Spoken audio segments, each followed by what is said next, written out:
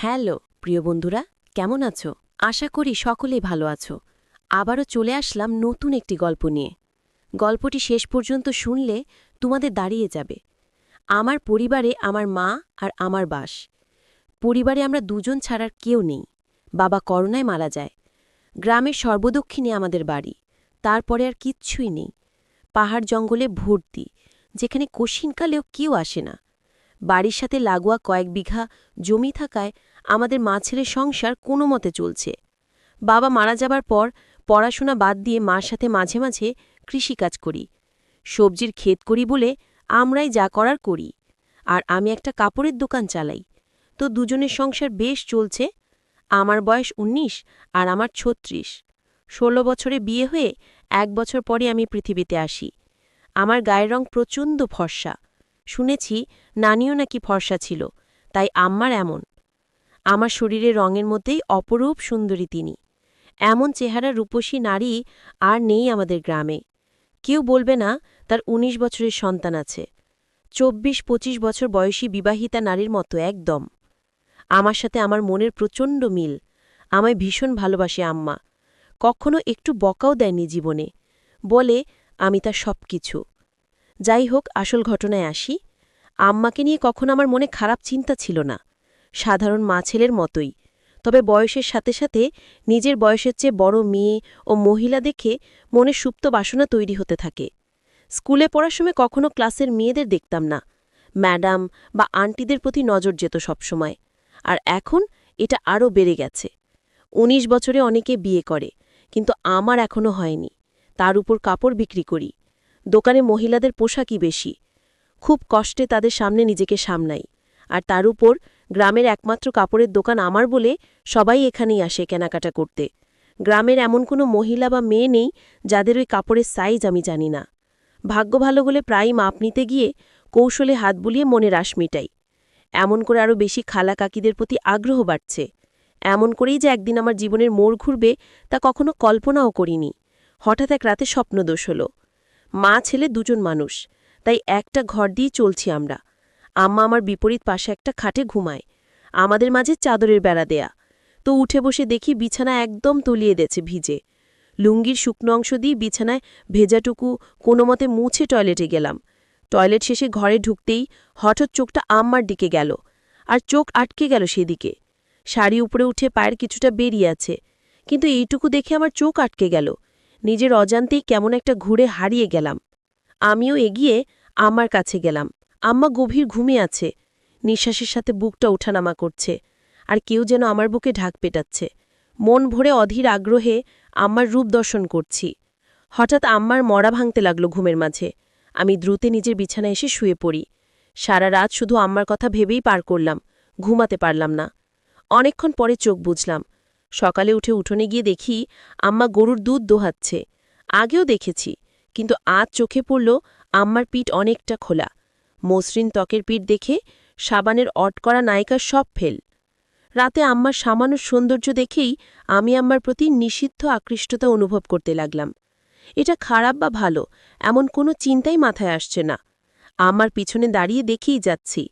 হঠাৎ আম্মা পিছন ফিরলে চমকে গেলাম দুজনে। ছি ছি, আম্মা বুঝে ফেলল না তো? কিন্তু আম্মা বলল, কি শুনে ঘুম ভাঙছে তোমার? বলে রাখা ভালো, আম্মা আমাকে সবসময় সোনা ডাকে, আর তুমি করেই বলে। যাই হোক, আম্মার কথার মনে হলো না যে সে বুঝেছে আমি কি করছিলাম। আম্মা যাও, মুখ ধুয়ে আসো, খাবার দিচ্ছি। আমি আম্মা আজ দুধ খাবো। আম্মা, এই দুধ খাবা? আমি মনে মনে অন্য কিছু বলতে লাগলাম। আম্মার ডাকে সম্মুখ ফিরল। আম্মা, এই দুধ মাত্র দোহাইতেছি, গরম না করলে খাবা কিভাবে? আমি এভাবেই খাবো, তুমি খাইয়ে দাও। আম্মা, আচ্ছা আসো। এই নাও, পাগল ছেলে। আম্মা গ্লাসে করে দুধ ঢেলে দিল। আম্মা মুচকি হেসে আমার চুল আউলে দিয়ে বলল, এখন যাও, হাত মুখ ধো, খাইতে দিব। আমি হাত মুখ ধুয়ে খেতে আসলাম। এসেই বলি, আজ আমাকে খাওয়াই দাও। আম্মা অবাক হয়ে বলল, আজ কি হয়েছে তোমার? আমি কেন, খাওয়াই দিতে পারবা না আম্মা? আমি কি তা বলছি নাকি? আমি তাহলে এমন জিজ্ঞেস করো কেন? আম্মা, আচ্ছা বাবা, রাগ করো না, আসো খাওয়াই দেই। আম্মা খাইয়ে দিচ্ছে এমন সময় বললাম, আচ্ছা আম্মা, তুমি আমাকে ভালোবাসো? আমার এমন প্রশ্ন শুনে আম্মা এক প্রকার ভয় পেয়ে বলল, কি হয়েছে তোমার? আজকে এমন কেন করতেছ? শরীর খারাপ নাকি? বলে আমাকে কপালে গালে ছুঁয়ে দেখতে লাগলো জ্বর আছে কিনা। আরে কিছু হয়নি। জিজ্ঞেস করতে মন চাইল, আম্মা তুমি ছাড়া আমার জীবনে আর কেউ আছে নাকি? তোমাকে নিয়ে আমার সব, আমার প্রাণ তুমি। নিজের জীবন থেকেও তোমায় বেশি ভালোবাসি সোনা। কিন্তু হঠাৎ এসব কেন জানতে চাইতেছ? আম্মা তুমি বাবা মারা যাওয়ার পর থেকে আর আগের মতো নাই। সাজো না, নতুন কিছু পড়ো না, আমার এসব ভালো লাগে না। আম্মা নিরাশ হয়ে বলল, বাবারে, স্বামী মারা গেলে কোনো নারীর অস্তিত্ব থাকে না। তুমি আমার জীবনে আছো দেখে বেঁচে আছি, নইলে কবেই মরে যেতাম। আমি বাবাকে ভীষণ ভালোবাসতে, তাই না? আম্মা, সব স্ত্রী তার স্বামীকে ভালোবাসে, আমিও বাসতাম। আমি কিন্তু আমাকে বাসো না তার প্রমাণ দিয়ে দিলে। আমার পছন্দ তুমি সেজে গুজে থাকো, কিন্তু তুমি তা করো না। আমায় ভালোবাসলে এমন করতে না। তুমি খুশি থাকো তাই চাই আমি। তুমি একটা বিয়ে করো, আবার সুখের সংসার করো, তাহলে জীবনটা ভালো কাটবে। কেন এসব বললাম নিজেও জানি না, মনে এলো আর বলে দিলাম। আমার কথা শেষ হতে না হতেই ঠাস করে একটা চর পড়ল আমার গালে। আমি ব্যথার চেয়ে অবাক হয়েছি। আমার জ্ঞান হবার পর কখনো আমাকে কেউ মারেনি, মার দূরে থাক, কখনো চোখ রাঙিয়ে কথাও বলে না। কিন্তু আজ এতই রাগ হলো যে মার খেলাম। আমার চোখ লাল হয়ে আছে। কাঁদতে কাঁদতে বলল, নিজের বাবা মরে গেছে বলে মাকে অন্যের বিছানায় দিতে চাও? বোঝা হয়ে গেছি আমি, তাই না? আমাকে খাওয়াতে পড়াতে কষ্ট হচ্ছে, আমি চলে যাব, চিন্তা করো না। বলেই উঠে চলে গেল। আম্মাও নিজে বিছানায় শুয়ে কাঁদতে লাগল। আমি উঠে তার কাছে গিয়ে হাজারোবার বোঝানোর চেষ্টা করলাম, কিন্তু আমার কোনো কথাই শুনল না। আম্মা, এখন আমার চোখের সামনে থেকে যাও। আমি আম্মার কথায় ভয় পেয়ে যাই, বের হয়ে যাই দোকানের উদ্দেশ্যে। রাতেও কথা বলল না, যে যার মতো শুয়ে পড়ি। হঠাৎ ঘুমের মধ্যে গালে নরম ছোঁয়া পেয়ে উঠে পড়ি। দেখি আম্মা আমার সামনে বিছানায় বসে। উঠে আমি সামনে বসতেই আম্মার চোখ জলজলে করে আমার গালে হাত বুলিয়ে বলল, কথা করছে তাই না? আমাকে মা করে দাও আম্মা, আর কখনো বলবো না এসব। আমি তোমায় মোটেও বোঝো না। আমি ভেবেছি হয়তো তোমার ভালো হবে, কিন্তু তুমি কষ্ট পাবে জানতাম না। আমায় মাফ করে দাও। আমার সাথে সাথে আম্মা আমায় বুকে টেনে নিল। ও বলল, সোনারে, আমি তোমায় ভীষণ ভালোবাসি। আমি তোমায় ছেড়ে কারো সংসারে গিয়ে নিজের সুখ চাই না। তোমার বাবার পরে তুমি আমার একমাত্র সম্বল। আর কখনো এমন বলো না সোনা। আমি আর কখনো বলবো না আম্মা।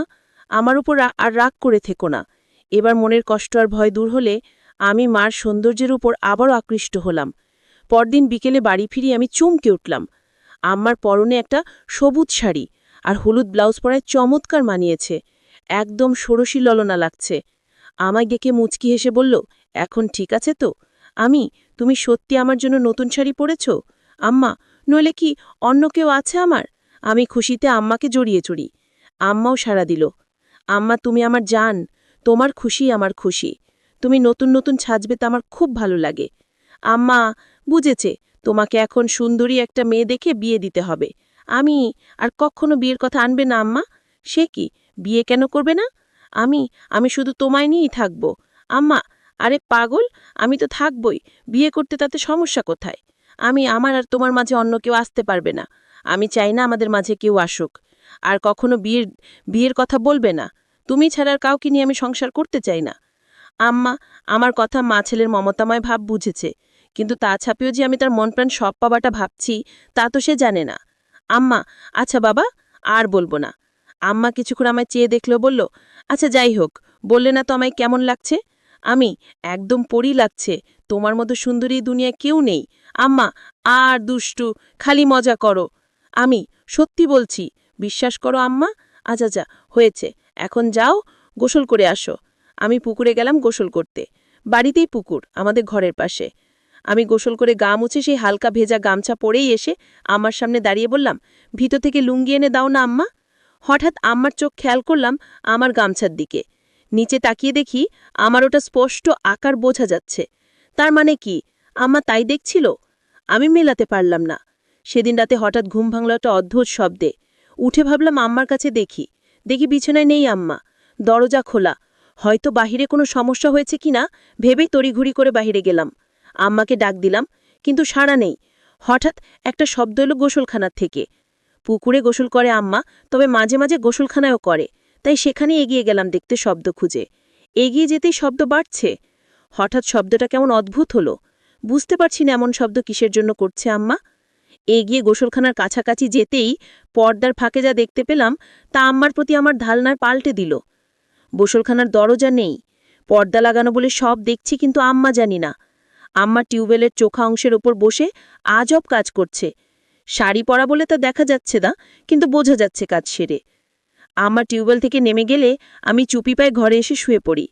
চোখ বুজে হালকা খুলে দরজায় নজর রাখি, ঘুমের ভান করে আর লুঙ্গি তুলে রাখি, যেন দেখা না গেলেও আম্মার কৌতূহল বাড়ে।